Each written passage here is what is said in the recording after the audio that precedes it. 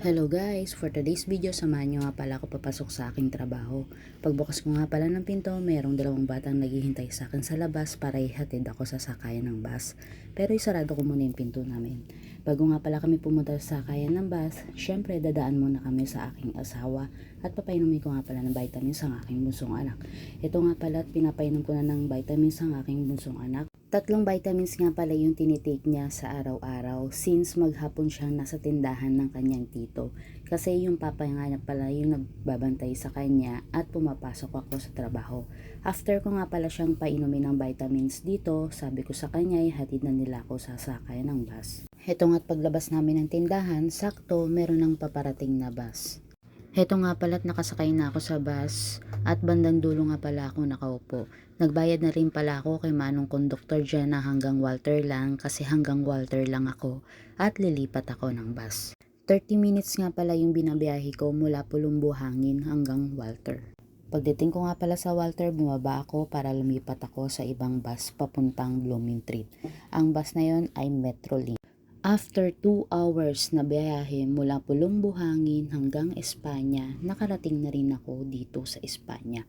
5 minutes nga pala ang nilalakad ko dyan mula Bloomingtreet, Espanya hanggang office namin. Meron pa naman akong ilang minuto para maglakad dyan at hindi malate. Heto nga't naabutan pa ako ng stoplight pero ilang segundo lang naman mag-go na siya. Heto nga pala't nakita ko na yung aming office. Ito ay isa sa branch ng Global Oil.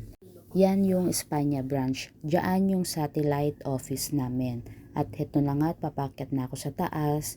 Huminto lang naman ako ng ilang minuto diyan. Heto nga't papakyat na ako para mag-time in sa biometrics namin. 'Di ba? 2 beses ko pang inulit mag-time in sa kaliwang kanang kamay ko. At nag-e-X siya. Naisip ko, yung pala, kanan kamay ko pala yung pinagta-time in ko. Medyo natawa pa nga ako dyan kasi medyo syunga-syunga lang ang peg, no? Nandyan na nga rin pala yung mga katrabaho ko. At syempre, bago ako pumasok sa office, kailangan mag-greet. Ganyan lang kasimple yung aking workplace. After ko nga palang maupo, nireturn ko muna yung mga gamit ko, like earphones, yung payong na pinaggamitan ko, para ready na ako sa trabaho. Heto nga pala't nag-aayos ako ng buhok habang nag-open yung PC. Nung nag-open na yung PC, chinek ko kagad kung may mga emails yung tenant, kung may mga inquiries sa mga commercial space na pinaparenta namin sa mga iba't ibang istasyon. After ilang hours nga pala dyan, syempre break time na. Meron nga pala kaming karinderyang kinakainan dito tuwing lunch. Masarap yung mga lutong bahay dito. For almost 80 pesos lang ang bawat ulam. Pero solve na solve ka na at 10 pesos lang yung kanilang rice dito. Malapit lang naman ito sa office namin, siguro 3 minutes away. Ayan yung karinderyang kinakainan namin. Noong time na yan wala pang ganong kumakain pero nagpa-take out na nga ako kasi sobrang init.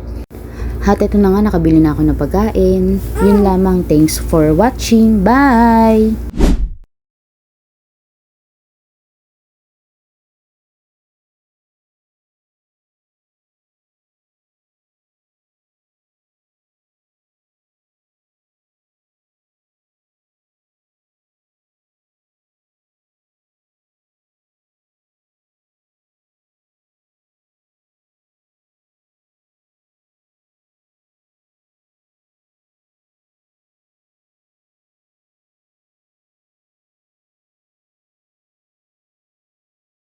Nag-take out nga lang pala ako dyan kasi minsan marami kumakain. Yun lamang, thanks for watching. Bye!